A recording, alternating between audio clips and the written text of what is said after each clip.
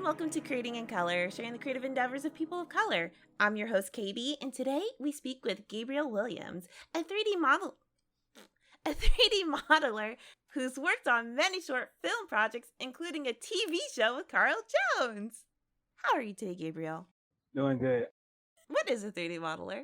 Dope. Okay, so a 3D modeler is basically someone who you open up a 3D package and you take polygons, which is a vert, an edge, and a face, and you manipulate that shape into an object that becomes an asset for a video game or animation or VR or AR or an asset for 3D printing. So you're taking digital vectors and you're making objects with them. So it can be used as assets, basically. Okay. And how did you get started? So I first started.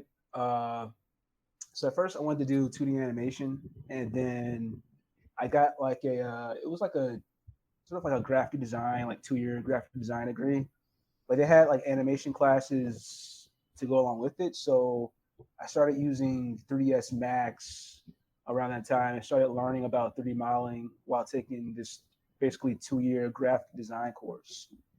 And then from there, after going to the Art Institute, I was still doing 2D animation. I was even like doing like traditional light box animation on my own before I started doing like the breaks.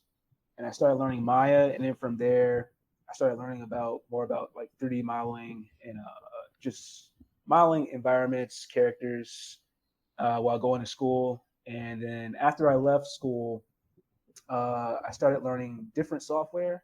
So Blender, around this time, Blender wasn't as popular, but I started using it, and Blender had like a lot of great tools for 3D modeling, and also their render engine was really good at the time, and it's even better now.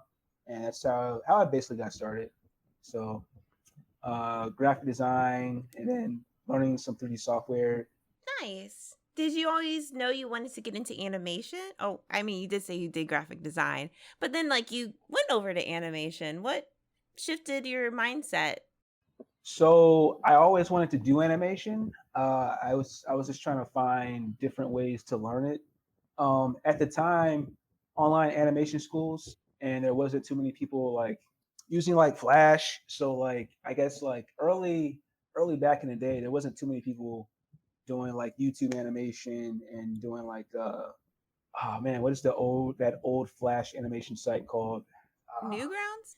Newgrounds, right? So Newgrounds and Flash animation wasn't super popular yet, and there wasn't too many people teaching Flash animation on YouTube yet. So around this time, I was just getting started learning Flash and trying to animate with like those tiny Wacom, those like almost like they're like the Mm-hmm. size of notebooks, those tiny Wacom tablets that they would sit on the table, and you would have to look at the screen while you like draw on the tablet. So that was yeah.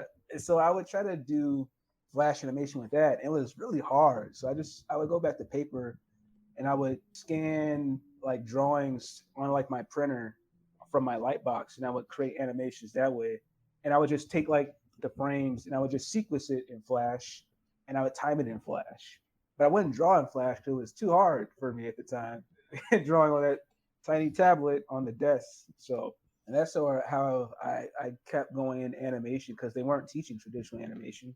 Well, I would say they were. It's just I didn't have access to it at the time at the school I was going to, and there wasn't like a 2 year course you could take where it's like just like 2D animation. So I just started like experimenting myself and trying traditional animation, and I eventually found the book, the Animator Survival Kit, and so that was very helpful. Like I would spend like my breaks from school just doing exercises from there on like my little light box, and that's sort of how I got back into animation, even though I wasn't like doing like an animation degree per se. And yeah, that's how I kind of got back into it. And DeviantArt was popping off at the time, so there was like a lot of Flash animators on DeviantArt.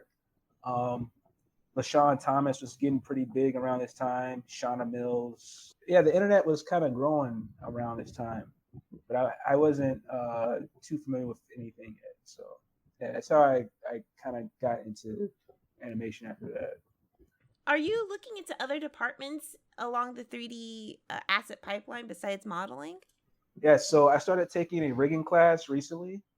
I wanted to start sort of venturing into tech art. I didn't really know what I wanted to do in order to start figuring out ways to expand the skills that I have. So with 3D modeling, you have like niche modelers. So you have like modelers who do character modeling. You have people who do like environment modeling. You have people who do just like costume design modeling. So they'll work with like Marvelous Designer and also work with like ZBrush, and they understand how fabrics work, and they do like really good costume design as just part of like character modeling. So I was doing mainly like getting into character modeling, and I wanted to expand that skill set with rigging because there's like a lot of skills that go into rigging in order to understand how characters are made and then work. In order to rig a character, you have to understand how limbs are supposed to basically bend, and how muscles like stretch and squish, and how anatomy works. And so I figured like getting into rigging would be like a way to expand just my skill for character modeling, so that I can be like uh, have a better opportunity in the market, basically. So I want to be competitive, Mm-hmm. if that makes sense. Yeah, yeah. How do I be more competitive? So I was trying to figure out a way to like expand my skill, a better competitor in the market. So Truthfully, I don't know a lot about the 3D modeling space, but from what I have seen, it seems like rigging is a job that's still pretty high in demand. Do you feel like it's been a difficult journey, or it naturally has been accompanying with what you know so far in regards to modeling? So it just flows a bit more natural to move into this stage of the pipeline as well? Or what has your experience been like just taking this class and learning this new skill? I'd say it's been interesting just because there's like a lot of we're using Maya for the class, and so we're using like a lot of nodes as well as bones and constraints.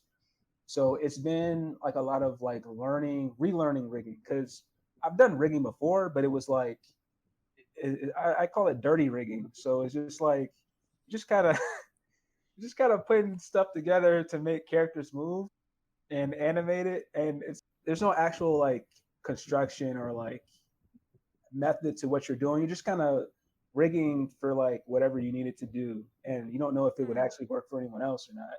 So basically, I had to like relearn like how to rig in a way that works in like an actual pipeline, and that's functional, and understanding like how joints need to be orientated and how they need to move and how nodes connect with joints, and basically how to understand how nodes use math and code, and there's like a little bit of scripting that goes into it.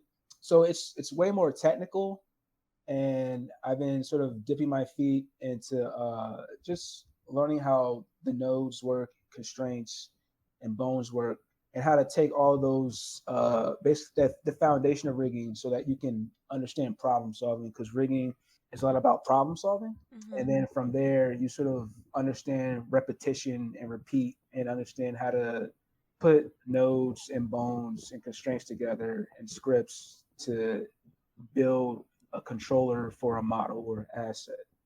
So that's what I've been learning so far. It's been difficult just because you have to like go through out of like a video tutorials, and then you have like the live class with like your instructor where you can ask questions. I don't know about you, but for me, I have to watch videos like 3 times, and then I stop Yeah. watching the video, start working, and then I'll go back and play the video again. And so like a 10-minute video for me, I take like 30 minutes.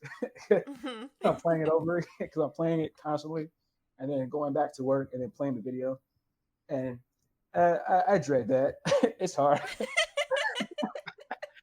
Like if I could just go in and work, that'd be great. But I gotta like watch the video over, and then do some work, and then go back to the video, then do some work Right. again. and then and then we have like the last class, the live class where you can ask the instructor questions. And so I'll ask questions and I'll process that. And then so for me, how I learn is like I have to take information and then apply it to a new project. That's sort of how I learn. So even though I'm copying what the instructor is doing and learning what they're doing, in order for me to process it and learn it so that it becomes muscle memory, I have to take it and apply it to something totally different and redo it so that I know like what I'm doing, or at least understand like the theory of like how this works. So that's just how I learn, and that's what I'm going through right now. It's been fun. Some days it's not fun just because there's like a lot of times where you're just working with nodes, bones, scripts, and you're not doing any like sculpting or modeling or anything. It's just you're taking a model and you're adding technical functions to it so that it works a certain way. So yeah, it's like anything. It's like you'll find like the enjoyment in it eventually. That's how I kind of see it. Just because like everything is not just like straight up dopamine hits where you're just like, it's fun all the time. Yeah. So, but yeah, it's been fun so far though. And when you're working on anything really creative, do you find yourself taking inspiration from sources other than animation? Yes, so I take like a lot of information from a lot of places. So when I first started in animation, it was all about anime, and then from there, after I started learning more about film, so at the time, like I said, there wasn't like too many people on the internet who was like, I'm an animator and this is what I do. But one of the few people who were like on the internet, I think, was like LaShawn Thomas. He was like, I was like one of the earliest like people on the internet who wasn't just like who you saw in like DVD reels. So like you would see like animators, but they would just be like on like the DVD like extras or something. And they weren't too many people who I found that was like on the internet who like really like talked a lot about what they did. But like for Yeah. me, like LaShawn Thomas was like so inspirational because he was like the first like guy who was like, I do animation, but I also like anime. He wore like baseball caps and like Timbs and stuff. Like he wasn't like, I'm an animator. Here's my tie and shirt and like he was just like, yeah, I'm from New York. I like I like anime, and this is what I do. And that was like really cool at the time because there wasn't too many animators who was just like, yeah, I like hip hop and like whatever. And so like LaShawn Thomas was definitely like one of my like biggest inspirations, even though he didn't do 3D. He was just like a great like draftsman when it came to characters. And then like I found out that he worked on like Jackie Chan Adventures and like Oban Star Racers, I think, and just like, and then like he had this series where he went to like South Korea, where he showed like his whole process for like working with like a South Korean animation studio, and like just showing all that was like super dope. Like I don't know, I don't even know if he knows like the impact of that. Maybe he does. I don't know, but I know like a lot of people like seeing that. I was just like, yeah, that was pretty dope seeing that. And then like from there, I found this podcaster by Ash Thorpe. Ash Thorpe, he's like a user, he's like a UI designer, a 3D modeler, a concept artist. At the time though, he was like one of the probably one of like the most well-known people who came up with this podcast called the Collective Podcast. And what was so dope about him was he was like one of the first like 3D people who didn't talk about Disney, which no shade to people who talk about Disney, but he was like one of the first people who came up with a podcast where he explored like filmmaking, but he was like a digital artist, and he took filmmaking and cinema and digital art and he merged the two, and he brought like on concept artists and other 3D artists like Ralph Grizzetti and just like Beeple and like other people who did CG, who wasn't just like, I want to work on, I don't know, Toy Story or something like that, or a DreamWorks movie. So he really like broadened like the horizon of like how cool you could be as a 3D artist too, because he was like a dude who was into like muscle cars and like cyberpunk and like just he's just a cool dude. He did CG, and then like Mache is like another concept artist who got into like doing 3D, and like he was like a huge big inspiration because He did independent projects. He was super big into indie work and doing cinematic stuff, but he also worked on movies like Ghost in the Shell because he made like the first Ghost in the Shell short film. And then after he made his independent Ghost in the Shell short film, he got to work on the actual Ghost in the Shell movie. So like he was like one of like the first like CG 3D people who made short films, who like championed indie work, but he also like worked on VFX work and movie stuff. Other than that, just learning about like people from like history. So learning about like Nikola Tesla, learning about like Charles Dickens, the guy who wrote The Great Gatsby. So like there's just like funny like little stories that about creators that you deep dive into their story and just like how they lived and just like what kind of person they were. You can find like all sorts of inspiration about like who you are as like a person or just like your own journey. So learning about people from history was pretty cool and inspired me. And so like just having like a little bit of like information or just like being aware of like what you create and how that could be impactful to kids if if you are trying to impact kids is also like inspiring towards storytelling and animation. So I take like a from like a lot of things just because what inspires me and like the stories that inspire me have been stories where creators like manga creators create stories where it's not meant for you to like binge it and like escape from the world. It's meant for you to take it in and then go live a life. So I want to create media and stories that help people go live, not just like sit on the couch and try to escape from the world because life is hard. And I get that, but you got to live. So I want to see people like live and not just like binge like my stuff all day because that's unhealthy. You got to still go out and have a life. That's what inspires me. So, what does your daily routine look like? Currently, I do have like what people call like a day job right now. So currently, I go to work. I do the thing. Clock in, clock out, come back, and then I get to work. So right now, I'm doing a rigging class. So like for like 2 months straight, it's just been just straight up rigging. So focus on learning the theory and the basics of what rigging is, how to do it correctly, and then how to apply that to different models and assets. And then other than that, I just been planning and designing and developing like my toys and how I want to roll out the brand and how I want to like express that to like the world as like a product. And yeah, just going from there. Because like it was like Christmas and Thanksgiving, like when I was here, I sat down and I just wrote like, here's all the things I want to do. Here's all the things I want to accomplish. Also trying to figure out how to and like just setting like tiny goals. So like being able to like invest in like this stock for like this robotics company because there's like a whole bunch of like robotics companies that are getting into like the restaurant business. I want to figure out a way to like basically how do I fund like animation and design and manufacturing and toys that makes sense that isn't just based on like hoping that someone I guess is interested that I guess how do you fund something without just looking for like angel investors but we call them like people who you pitch to in like studios but I guess technically you could call them like people who like fund stuff. I don't know what you technically call them. I just know they're Yeah. called angel investors and like when you're trying to pitch Yeah. like your business to people or something. Yeah, so figuring out like how do you like fund something without necessarily going to like one source to ask for like a chunk of money or do people even go to banks and ask for loans for animation? I don't know. I don't know if anyone does that, but try to figure a way to like how do you fund this and how do you make it a utility too. I like toys. I decided to start with toys and manufacture toys, and then hopefully I'll be able to grow from there, and we'll see where it goes. And we're going to get more into your toy design a little later on.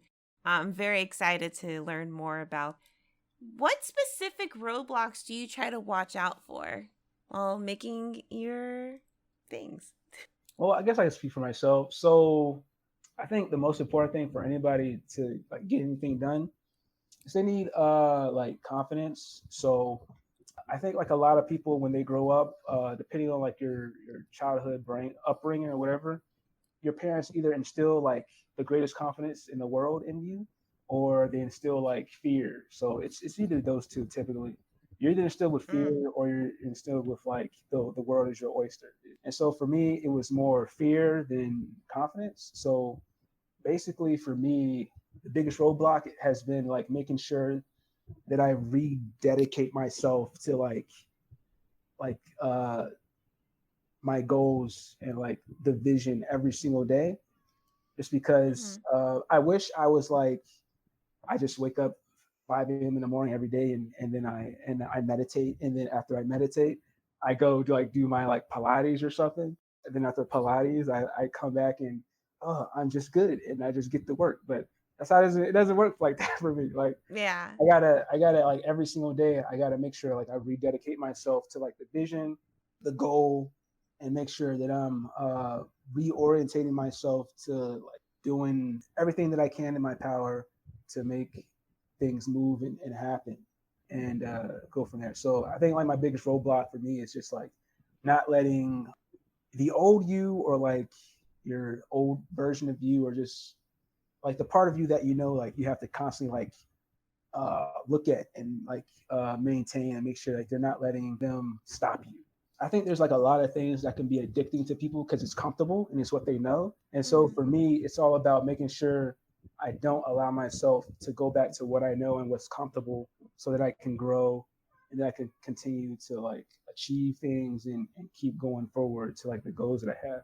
Like nothing is like I wish I could see the future and know that something's gonna happen, but I don't. So I have to make sure that I'm like waking up and knowing that I can like look in the mirror and be like, oh, like, yeah, you did that thing today. Like you did it.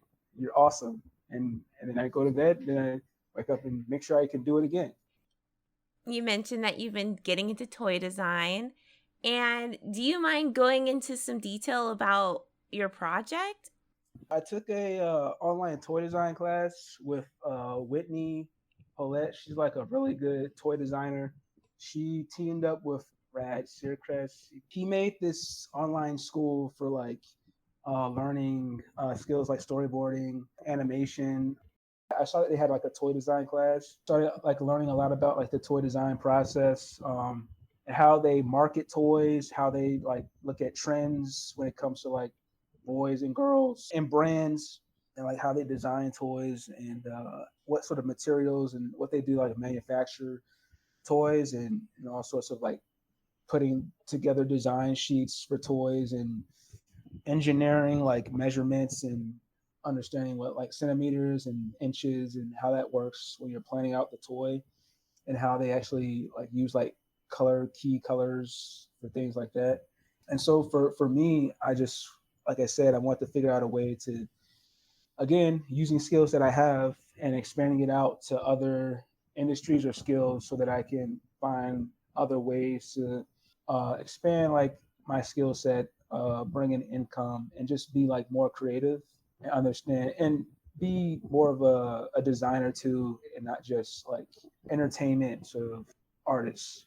And so for me, I just started out trying to figure out what sort of toy I wanted to create because there's like a whole market for different toys. So you have like collectibles and like people who like look at action figures, and then like I really love like toy photographers and like the things that Mm. toy photographers do with like action figures and dolls. I always like really love that too. And so I just wanted to figure out like how to get in that industry and maybe find work as a skill. I would say like if you want to meet up with toy companies, the ZBrush Summit is pretty good for that. It's a free event. So like you can literally all you got to do is show up in LA, go to like the Gnomon school because the Gnomon hosts the ZBrush event.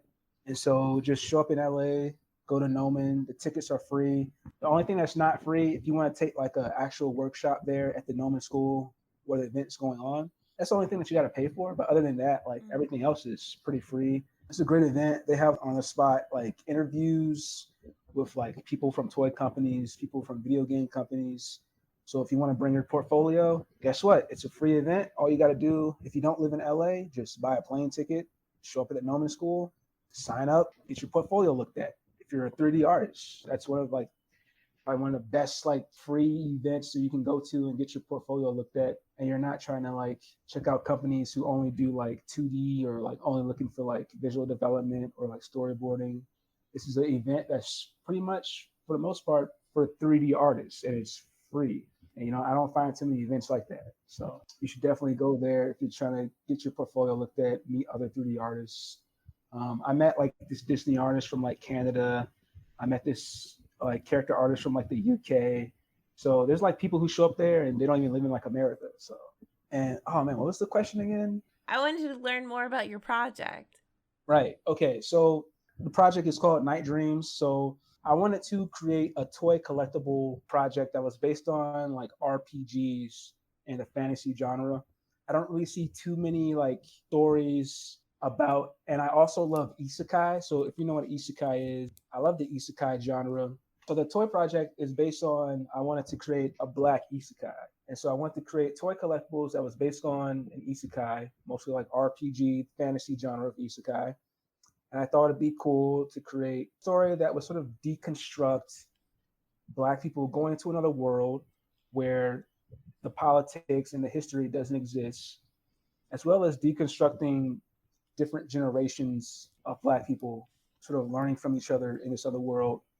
And I really love books like Lord of the Flies, the movie The Maze Runner. There's this really old book series called Animorphs. Like the whole dynamic between those kids and how they like had challenges, like that was like a big inspiration for me. So like Animorphs, The Maze Runner. I love The Maze Runner. So, like kids being put into this other environment in this other world. The only difference is that we're sort of taking cultural things from Black history and Blackness and applying it to that, even though it's like fantasy genre. The first thing I would do is like I will make toys that's based on this story first, and then from there, I'll add media to support the toys that I'm creating. And so that's how I came up with the idea of like wanting to bring more of a genre in fantasy when it comes to Black stories. I decided that I would apply it to merchandise first before I apply it to a short film or animation. So hopefully, if people like the merchandise, they'll have something that they can support and invest in before, so they're not just waiting on like animation or like, oh, hey, 2 years you'll get like this short film or not. But oh, while you're waiting on like this media, here's like a toy like you can buy now, or you can come see me at like this local Comic-Con or something. You can buy the toy now while you're waiting on the media. And if I can get like a comic book together, they can like invest in the story, invest in the merchandise, and eventually, if they're still interested, they'll invest in the animation too. And so the toys is a great way for me to have a project that's ready that isn't going to take like a year, 2 years. I'll have something ready for people to invest in without just asking them for like basically funding an idea that they can't hold yet. But a toy is like, you can hold it, you can touch it, you can feel it. Touching something that has a story to it, it inspires people. Touching things is very like intimate. If you can hold something that's intimate like that has a story, I think people want to invest in that. The same way people invest in like wedding rings, like right, like you can touch a wedding ring and then you put it on, and then like it has like the whole story of like how you met, and people are like intimate about that. Or like touching like objects that you can hold is very intimate. And so if I can get people to be very intimate with my story, then maybe it'll be easier for them to like invest in more of it. And that's sort of like the idea behind it. You'll have to update us and let us know when you have like your toy line close to launch or launching, whichever point, and that you have your comic series going. Just like keep us up to date. Yeah. Thank you. The first step right now is like when you're creating like the 3D model, you have to engineer the toy and you have to make certain cuts and intersections so that the toy can be printed a certain way and put back together again once you build it with the material that you're using. So I'm doing resin printing. So resin printing creates really great details and the materials work well. There's a couple of steps when you're taking uncured resin and you have to cure it so that the details stay locked in. But once you print a resin print, there's so many details that it can capture from like your 3D print that it works really great for like toys with like a lot of detail. And that's why I chose resin printing. So right now I have to do like a redesign and then slice it in a slicer, because when you're 3D printing toys, you have software called slicers that slice your 3D print, or they add supports. So depending on like how fragile certain pieces are when you're printing a toy, it needs certain supports when you're printing it, so that once you're printed, you can break off the supports and you'll have the toy, and then you can do like the washing of the resin and then the curing with UV rays, and then from there you can start to paint it. But even before that, you have to like figure out how the toy is going to fit back together once you print it. So I have my own 3D printer, so I have to calculate the cost of like buying resin, and like how much resin can I use to print how many toys, and what's something that's doable for now to get people interested in purchasing like the toy one step at a time. I don't know how much you can go into depth about it since it's still very much a work in progress. But how's that been like working with other creatives and working on the short film together? And do you feel that there's an importance of indie/short films within the creative spaces or even animation spaces that needs to be explored and invested in, I suppose? Like, not necessarily financially, but at least emotionally. Yeah, so short film's been great. So Andre, he's a environment modeler at Pixar. I think he recently started working somewhere else, but from I know, he was environment modeler, environment technical director at Pixar, and he wanted to create a short film. And I'm pretty sure, I think most people know, as long as I don't tell you like what the short film's about, I think it's pretty cool. Like, I Okay. don't think like telling people that yeah he's making a short film, like I don't think that's breaking any NDAs or anything. It's his short film. It's been cool. Basically, so I started working on the short film when I was still living in Virginia. The whole story about that was so you met Deborah, right? Mm-hmm. Deborah Anderson. Okay. So I was watching Deborah Anderson's podcast, and then I saw the interview with Dre from Pixar. And this is the whole thing about like having confidence. So I was like, oh man, I was inspired by Dre's story. If anyone wants to look up his story, like I'll let them like look it up.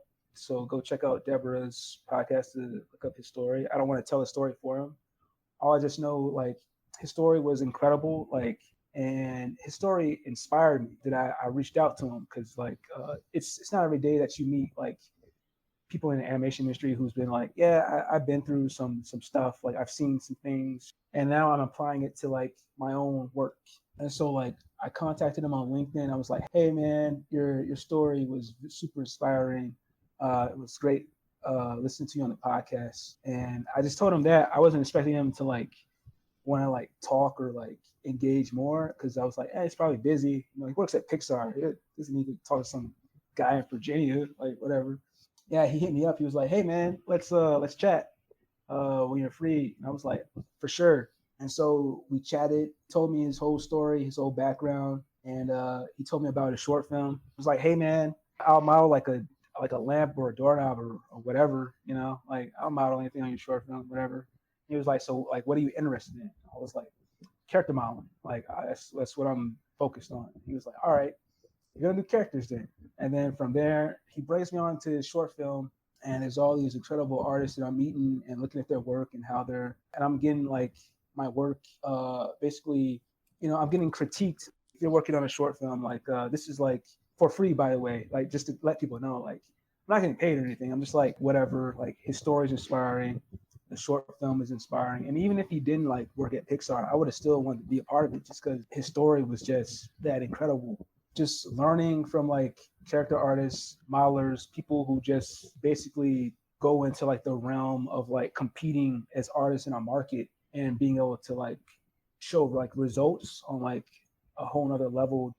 I know like people say that artists don't compete, but you got to have something that says I'm making progress, right? Like you can't just Mm-hmm. be like in like the void just making art, and you don't know like where you stand or if you're getting anywhere. Like there has to be something that like solidifies or like calculates some sort of progress you're making. And so it was cool to just be around artists who's proven themselves through their art and who's built just not a career but lives, you know, because artists are just more than like their art. Like they have families, they got mortgages, they got like a whole bunch of responsibilities. And so I'm still working on a short film. You know, it's very flexible. It's not like, oh, you got to be on a short film now or never. No, Mm-hmm. like everyone's coming back and investing whatever time they can invest in it. They can come, you know, they can work on it. And if you got to go, you got to go. And then he's like, all right, when you're ready to come back, just come back, and this is what I need, and this is what we're working on. And seeing like the updates, the short film has grown, seeing like all the artists who's joined it so far, and putting in like their, you know, their work and their effort and talent has been cool to just see. And you might just be like a fly on the wall for like 10, 15, 20 years, just learning and just inputting. And so you can like be like an incredible artist. And so for me, it's been cool to just be like the fly on the wall and just seeing other artists and putting in like my own 2 cents on a project and just being able to like see all these things grow and build. And hopefully maybe it'll be a studio one day. I don't know. There's just so many people working on a project. It could be a studio now, but it's been cool to just be like the fly on the wall and also like just being there to learn from all these incredible people. I would listen to like so many animation podcasts. Like I was listening to like Black and Animated when like Wayman Singleton was like hosting it, and which was like back then with like, yeah, that was like first couple episodes. And I was following even then. So like being able to just be in the space with uh like a lot of Black artists, it's just been really cool. Yeah, so working on short films is a great way to invest in yourself, invest in other people, and just learn from really great artists. It's okay if you're not getting paid. It just all depends on like what you're willing to like negotiate with. You know, me, I'm just like whatever. If I can do it for free, I'll do it. I'll figure it out. If I'm learning, if I'm getting like a lot from learning, why not? It's been pretty cool. Multiple things that you're doing. You're a 3D modeler, you're learning rigging, you're learning how to build toys, you're creating a series to go along with your toys, to invest future projects, and you're working on short films. What do you feel are the next steps in your journey? I think giving myself a consistent schedule. Like I'm very I think I'm not the best at like scheduling like everything. I just kind of work and go with it and just keep working on it until I get something done. So I think the next steps would be scheduling like myself better so I can get more projects done. Other than that, so I guess the next step would be to prioritize like what I'm doing. So prioritizing like one project at a time and figuring out what takes more precedent over the other one. So I know I want to work full time as an artist, but I also know I find other sources of income to fund my own projects. So basically organizing my life better so that I know how long something's gonna take. Right now, like I'm not the best organized person. Some people may listen to me talk and it sounds like maybe I'm like doing too much, which maybe I am. I don't know. I'm just trying to like fit. I got like different puzzle pieces and I'm trying to fit it together to build like a consistent base of a career. So, okay, I guess I'll say this. Right now, the main goal or the main idea is to make $200,000 a year as a creator. So that's the overarching like goal of like everything that encompasses like everything I'm doing is to make 200K a year as a creative and learning different skills in order to make that happen. Whether it be working for a studio and still having like my own LLC or just selling products or services or understanding like how freelance works while doing studio work. understanding like how to continue to like push resumes to like companies consistently. Just because I don't know, like putting resumes, it always feels like you're just throwing something into the void unless you talk to someone directly. Yeah. I know like being in the luncheon chat is definitely like been cool because you can be like, hey, like, does anybody work here? I just applied for this resume. I recently did like get like my resume looked over by a good cool friend of mine who works at Titmouse. Titmouse is going into more 3D now. They're trying to get into like the 3D space, and so Okay. I had him sort of look at my resume, give me like an overview of like, oh, your resume is trash, or your resume isn't trash, and you can't apply. Ah. So whatever. Is I like the straightforwardness. Like if people can just be honest with me and be like, yeah, they're not gonna look at your resume if it looks like if it's formatted like this, they're not gonna want to look at it, which is great because having that just certainty, a little bit more certainty of like what works is always great for me.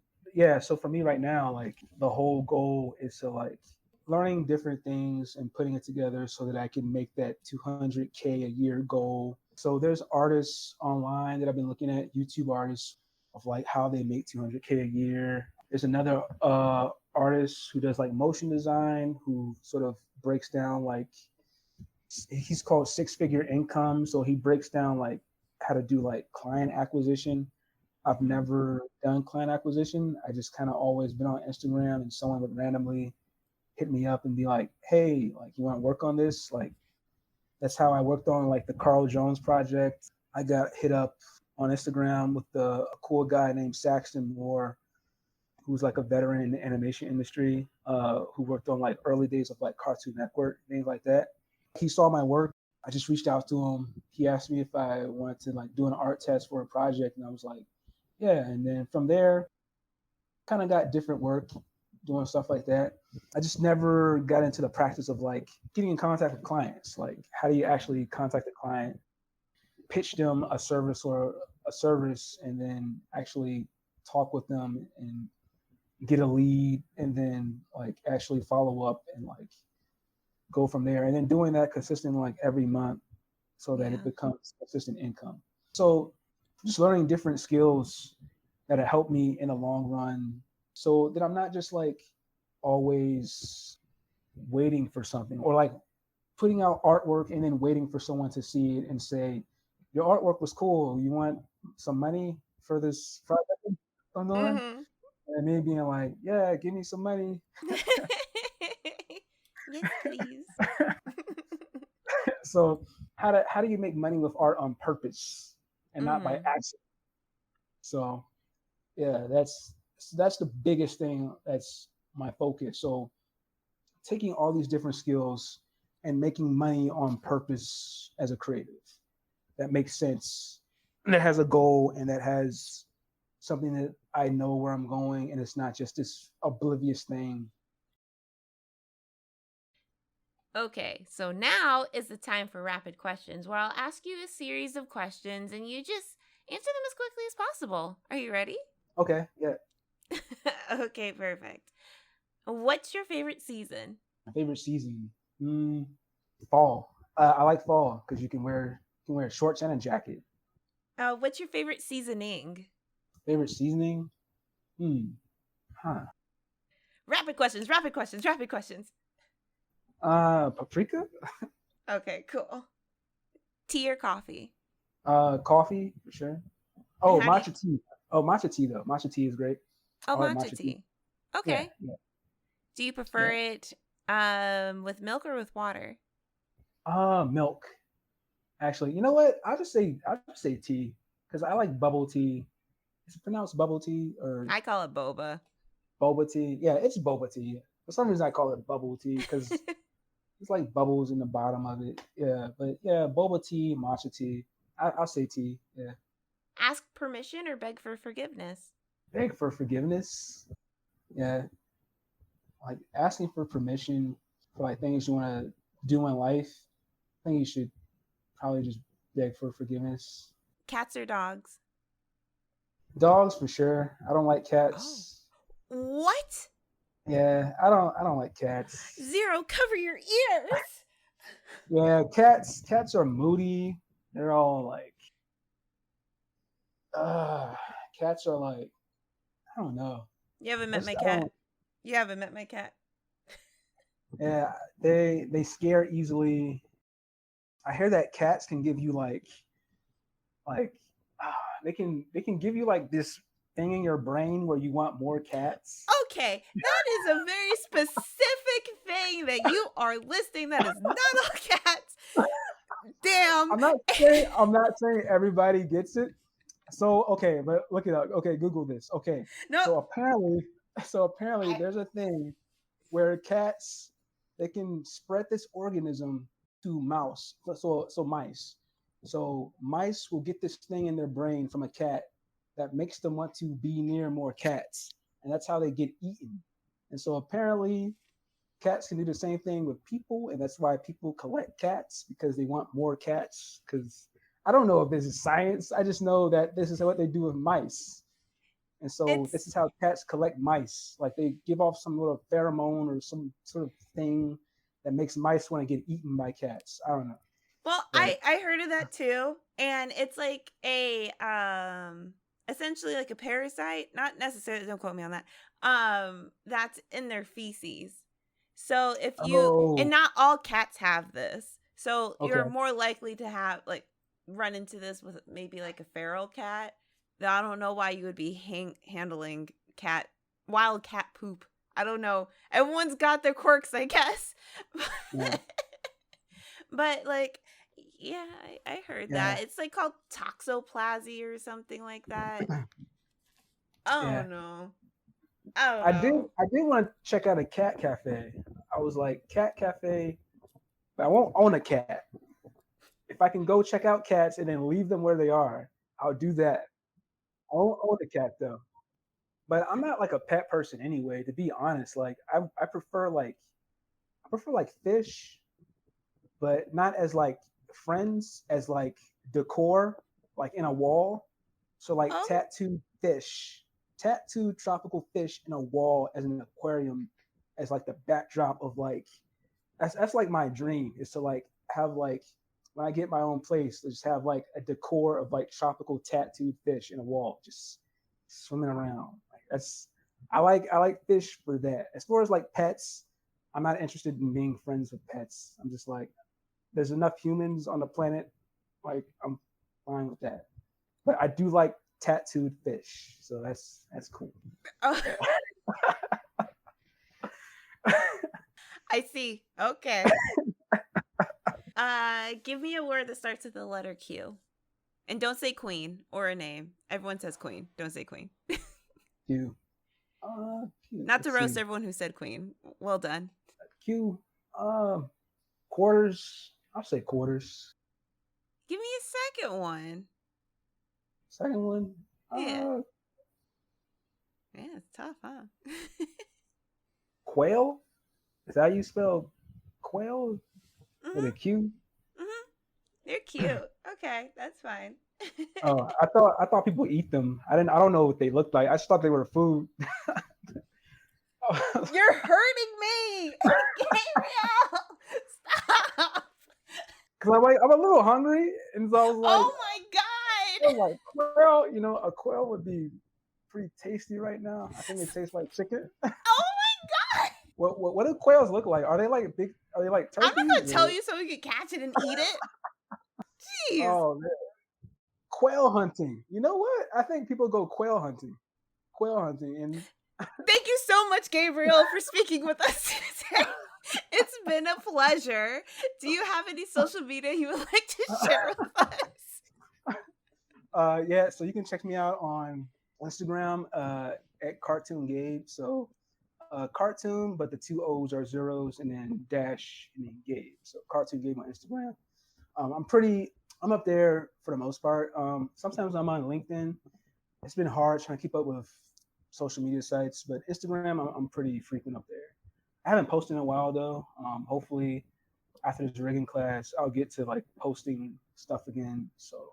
And thank you, the listener, for tuning in. If you're interested in supporting Creating in Color, please follow us on Instagram, Twitter, and YouTube, and tell your friends and family about us. If you're interested in following me, you can find me on Instagram and YouTube at Maybe It's Kaybe. Thanks to Namikaze for creating the ending theme. You can find more of his music on his SoundCloud at soundcloud.com/Namikaze. That's NAMIKAZE. If you're interested in supporting Creating in Color financially, consider a one-time or monthly donation through our PayPal or Ko-fi account, ko-fi.com/Creating in Color, or purchasing Creating in Color merch on Star Rain Studio. Links available via our link tree. Before we wrap up, do you have any departing words of wisdom for everyone listening? Any departing words?